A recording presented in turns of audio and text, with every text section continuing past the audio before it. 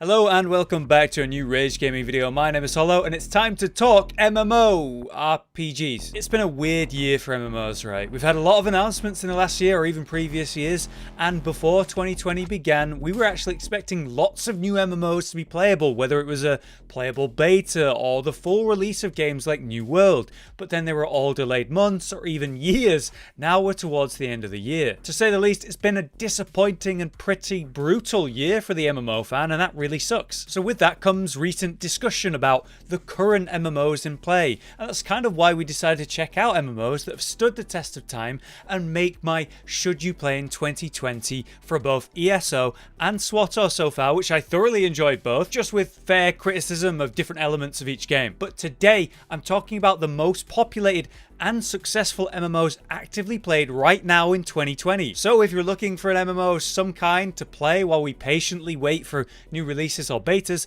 then this video might just be perfect for you. But before we do dive into the video fully, I should thank Surfshark VPN for sponsoring this video. When it comes to using the internet, there's an insane amount of tracking and gathering of information, your information. Whether it's targeted ads or content being blocked based on your location, VPNs protect you against that. And Surfshark is easily one of the best VPNs on the market right now, offering you data encryption for your information and protecting you from ID theft or compromised passwords. You could get a better price for flights using Surfshark to change your location, or best of all, access entertainment normally blocked on your streaming platform. The US version of Netflix, for example, offers way more films and shows than the UK version, so using Surfshark to change my track location, I'm actually able to access a lot more than normal. With that, they offer completely unlimited use on as many devices as you'd like, and it's available on most major platforms. If you have any issues, they've got 24/7 customer support, and if you use our link in the description of this video and use the code RAGEGAMING, you'll get an 83% discount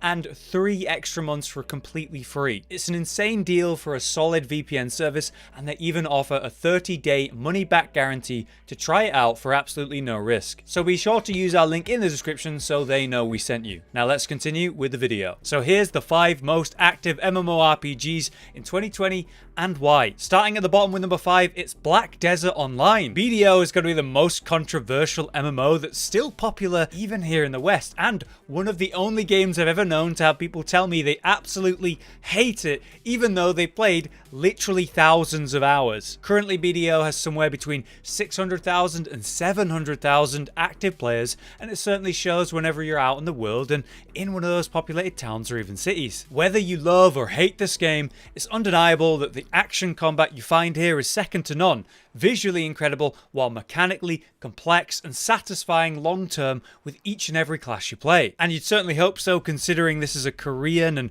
Eastern style MMO where the PvE is very grindy, where you're killing massive packs of enemies efficiently as possible while you're leveling up or while you're even at endgame. I always found the world to be a bit visually generic, while the characters and their equipment looks amazing on the other hand. The combat animations are top tier, that character creator is absolutely insane. It's still one of the best, if not the best character creators in any game I've ever played. Whether you're focused on the intense PvP or the ridiculous endless grind of PvE or say the life skills, there's hundreds if not thousands of hours to enjoy in BDO if you don't mind the pay to win elements other players might be using, which is why BDO has such a mixed image. It's a great game, but it is plagued by pay to win elements that affect the endgame players. I actually plan to cover this game soon. My Dark Knight has almost reached her awakening, which unlocks a second main weapon which you can swap between mid-combat, featuring a totally different combat style. Now there's about 16 unique classes that all have their own awakenings to unlock, and I've covered the most recent 2 with the Shy and the Guardian at launch, but it's going to be nice to actually focus on the MMO itself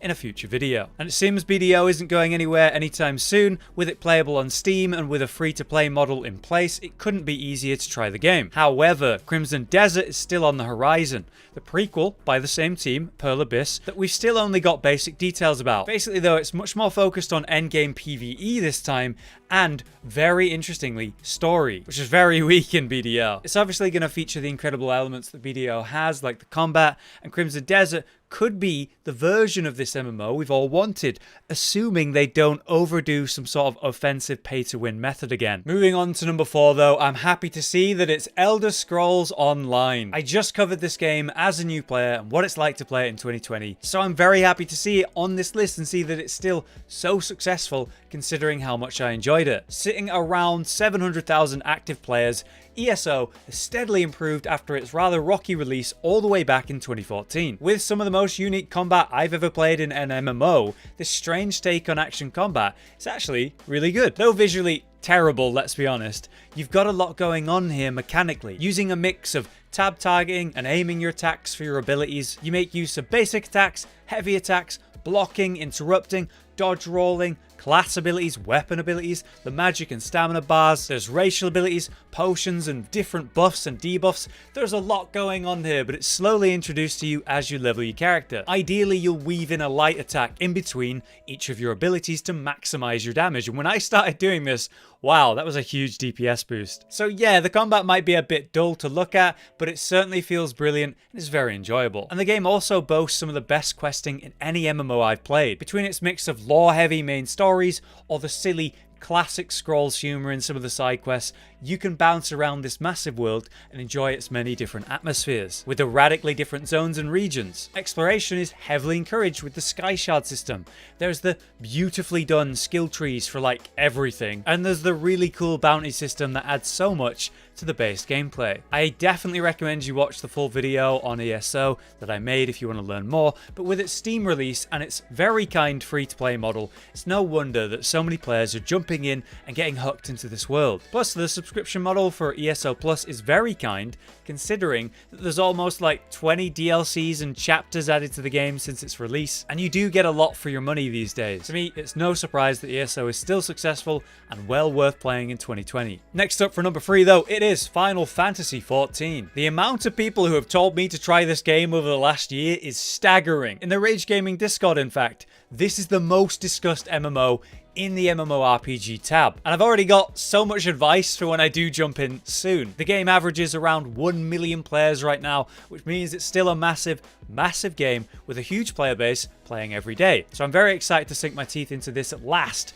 and find out why so many long-term WoW players swap to Final Fantasy as their preferred main MMO. Interestingly as well, Final Fantasy XIV has been steadily increasing in population over time, compared to the other MMOs on this list, which have been steadily declining over the years. Each time a new expansion comes out, the player base actually spikes in its numbers, obviously, but maintains growth from before the expansion long term. Players who are picking up the game are often sticking around. I've been told that the world is absolutely massive, and some of the stories are said to be the best out there in any MMO. Since I personally haven't played this one yet though, I am wondering what the combat's going to be like, and I'm also intrigued as to how the classes work, because apparently you unlock them as jobs at higher level, which is very strange. Either way, I'm looking forward to checking this one out in the upcoming 2020 video. Now moving on to number 2, it's RuneScape. Did you expect that? I absolutely love RuneScape, and I played this bad boy as my first MMORPG while at the age of like 12 or something, and loved it. And having played it again semi-recently in 2018,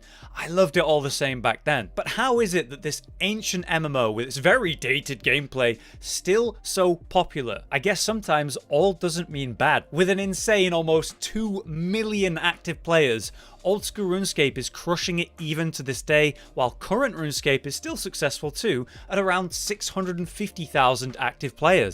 If you do combine the two of these, which you should, Jagex are absolutely crushing it. Old school RuneScape is the revival of the old style of the game at its peak of like 2007 to 2009. RuneScape was the powerhouse MMO, and old school RuneScape makes that version of the game playable again and has steadily been updated and adding to it in a very careful manner. They only make major changes with the major approval of its player base through polls. On the other hand, you have current RuneScape known as RuneScape 3, which updated and overhauled the visuals and added a massive amount of content to the original game and its systems. The problem though seemed to stem from the changes to the core values that that made the game successful in the first place. They changed the combat to a much more ability-focused playstyle, they added microtransactions like buying XP, and the systems are so varied and complicated at this point that it's probably hard to manage due to many built-up problems. Though RuneScape 3 is still a great game and I actually want to try it again soon, it's hard to ignore the insane demand that the old school version had and just how successful that is today. Unlike any other MMO I played, RuneScape has you skilling various styles of play to unlock different abilities, tools, crafts, or the use of different stronger weapons and armor. And when you reach certain thresholds of strength or, your skills, you're then able to tackle the many challenges required by the quests. And that's the thing, man. In RuneScape, you have to earn the ability to just complete a quest. The quests themselves are the content that you work towards rather than it being the other way around. Super unique and has clearly stood the test of time. Just talking about it has me wanting to play again. So finally, we have reached number 1, and I think you should know what I'm about to say. It's World of Warcraft. World of Warcraft, or WoW for short, is still the juggernaut of the MMO world, even if it isn't quite the insane mammoth that it once was. With an active population of somewhere between 2 and 2.5 million players in the current retail version of WoW, it's still huge. Then combined with the classic version released last year, which has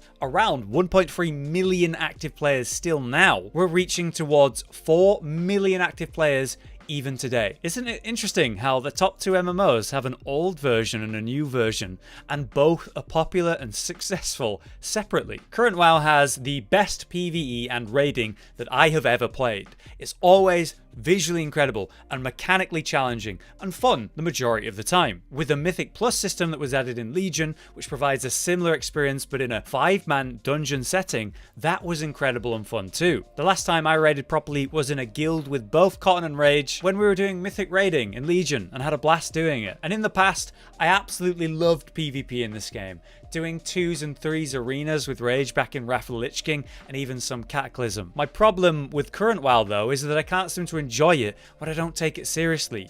If I'm playing and not raiding and doing higher Mythic Plus dungeons, I almost feel lost as to what I want to work on and end up quitting. But consistent raiding requires dedication and mainly a time commitment that I don't know if I could go for these days. Maybe some of you can identify with that. We're planning to play the upcoming expansion, the Shadowlands, and I've no idea what to expect. This will surely see a huge boost in player count for the game, but personally, I just don't know what kind of content I'm going to focus on when I hit max. Will I raid? Will I do Mythic Plus? Will I try PvP again finally? Perhaps I'll make a video about WoW and Shadowlands in 2020 when I've played that new expansion. It'd be interesting to know if any of you guys are going to try it. Now, before we do conclude this video, I just want to give special mentions to Destiny 2 and Phantasy Star Online 2. Destiny 2 has a massive active player base of 1 million, but I didn't include it for this list because it's primarily an FPS game, while the rest of the games on this list are sort of classic fantasy MMO style. I've personally been playing this game regularly for about the last 4 months,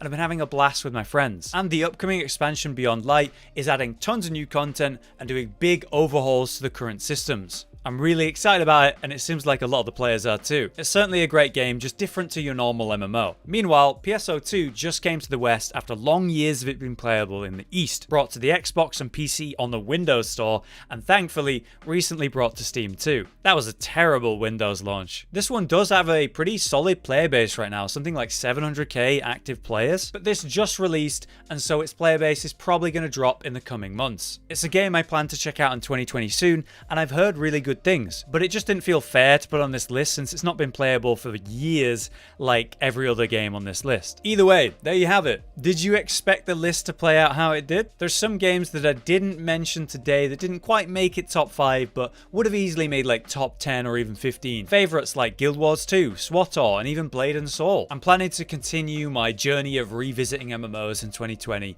to find out why these games are still so successful to this day. But what about you? Are you playing any MMOs right now? I'd be interested to learn what you guys are actually playing compared to this list. For now though, thank you for watching. I've been Hollow, you've been you, and I'll see you next time.